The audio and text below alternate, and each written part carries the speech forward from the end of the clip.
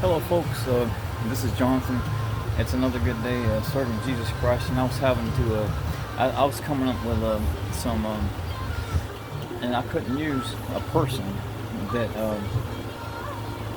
that had done me wrong, so I just made up of like what would Bob do. It's like they're saying somebody did this right here, hurt him this way, and he went and retaliated this way, like this right here. But I was very, very careful. Not because I've ran into people before, and God, He loves us all the same. But I've ran into multiple people in the past, and I'm not. It's not a thing trying to play tough or anything like that. Right there, it's it's not even trying to. It's not even trying to play a game, but because God loves everybody. But I've had some people. I've encountered people that it makes you sick enough to almost throw up. If you're I mean, there's actually some people that will make you about that sick. Oh, and but I was careful not to point to them. I was like, not because I was like, everything was just made up characters with Bob and these railroading jailers and stuff. And it's not like that everywhere. I had read a thing one time that says 75% of law enforcement people are honest, and it says the other 25%. I don't know how true that is. It says the other 25% are in corruption. They're if a blind eye's turned, that they'll do stuff that they're not supposed to do. And but I was like, we have to forgive any person who's wronged us. If not, God won't forgive us. And so that's one of the things. That's why I was careful to use Bob, and I made up the other fictional characters. Because I'm like, I'm not even going to walk in those waters of saying, okay, this person has screwed me over. I'm gonna go. I'll go over one incident. I was and none of this right here is made up. Every bit of this right here is 110% true. I don't believe in lying. It's against my religion to tell a lie. I'm talking about even a minute lie, because the Bible says every liar will have his or her part in the lake of fire.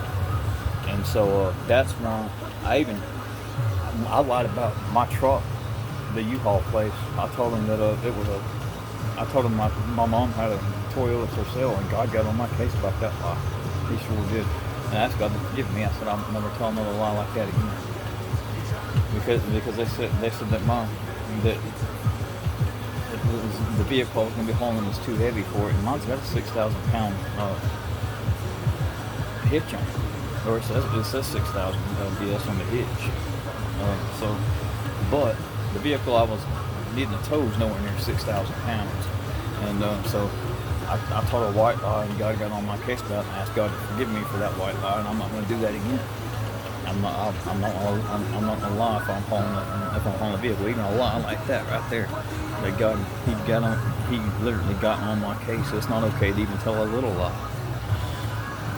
And so that we have to look down at people who forgive us. You don't have to hang out with them. You don't have to hang out with people. And I'm gonna go over this thing right here. I was on a 600. Well, I don't know how much it was. I was told the bike was probably $600 around that. It was 4130 or something like that. Pro Molly GT. And then I was 14. This was before I had gotten disabled. And as people had tried to jump me, and I had to walk two people in the middle of the road. It was a fight. It was two against one. I don't know if they were trying to steal my bike, but it was right in front of my mom and dad's house. Yep. And so I was actually it's like to come all the way up the street and pull a stunt like that, and then try to jump me. And the other buddy said, "Jump it," like that right there. And so I was able to get the better end of that guy on the ground, and so I was able to tie him up on the ground and got him in about a half headlock. And then so I took my free hand and I started pounding away on his face. And he closed his eyes, and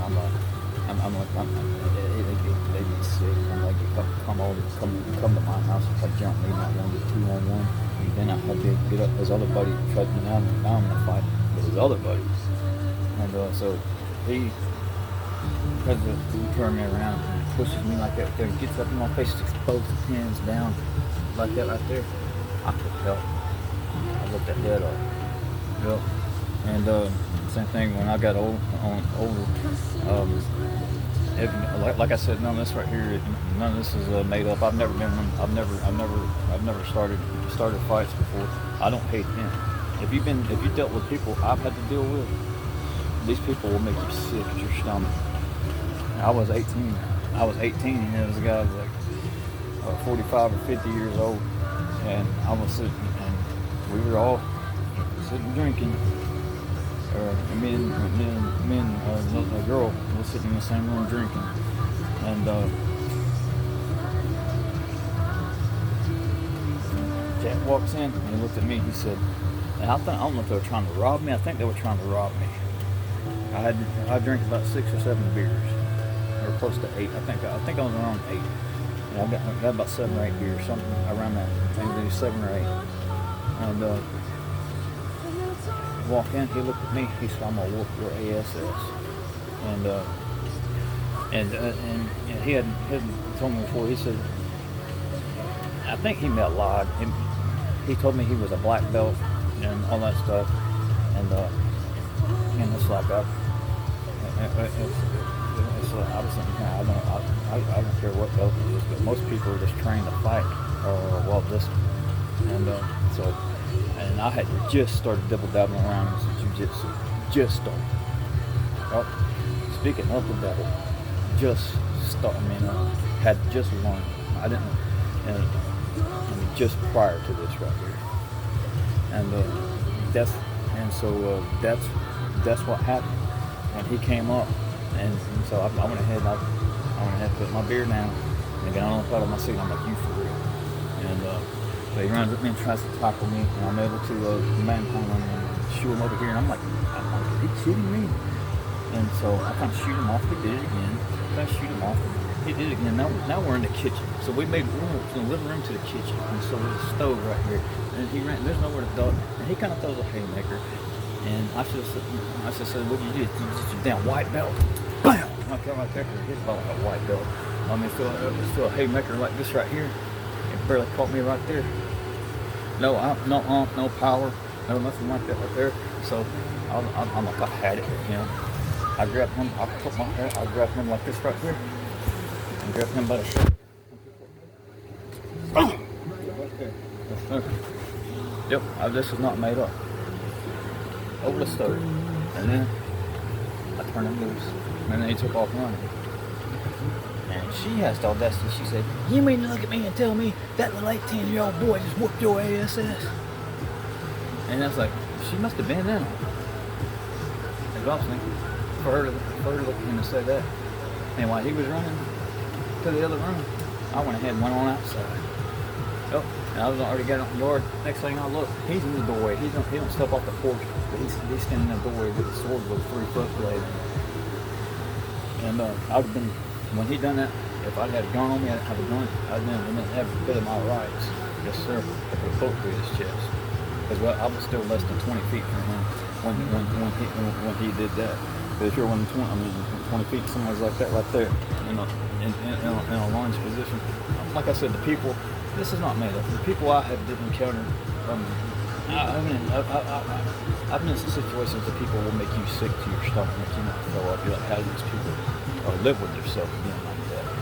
And so, if I hold a grudge towards those people, if I hold a grudge towards those people, then I'm not forgiving. That guy with the sword, Jesus Christ loves him just as much as he loves me. I don't know if he's still alive. And so I've been able to find it in my heart to forgive not only him but anybody that has ever wronged me. And the true forgiveness where I don't hate them, but I hang out with them. Absolutely not. But I've lost all the hate. So and that's one thing. And that's one thing we have to do. And I'm sitting here looking in the hate book. Is there anybody that I hate? And I can sit here and honestly say no. So anyway, being as a Christian, sometimes it's hard. Sometimes we have bad moments. I mean, where it's like, I'm about ready to go back to hating that person, but at the end, I'm sitting here right now looking in that hate book, and I figured we're gonna do a YouTube video on this. I'm gonna try to do one, and I'm not perfect. I've said like 2 or 3 bad words a day, or something like that. I don't cuss every day, but I'm sitting there looking in that hate book, and right now there's nothing there's no hate towards anyone. Nope. And it feels good. So if I sit there and hold hate, then I'm not gonna feel good. I'm gonna feel like a weight's on my shoulders. So it feels like I don't feel like I got a weight on my shoulder because I've forgiven. And so as long as we've forgiven the person who's wronged us, then our Father in heaven forgives us. So anyways, keep that in mind. Try to forgive others. If anybody's ever wronged you, that don't mean you have to hang out with them and be buddies. I mean, they still tell them I say get out of your or whatever. But as far as not to play the hate game. So anyways, peace, and God bless, and I'll be praying for every Christian brother and sister out there worldwide, and non-Christians. If you want true peace, or whatever, are you going to be perfect? No. And it takes work every single day. But you'll have more peace in your heart than you've ever had, and it'll be the best decision you ever made to turn over to Christ. So peace, and God bless, and I'll be praying for everybody in general.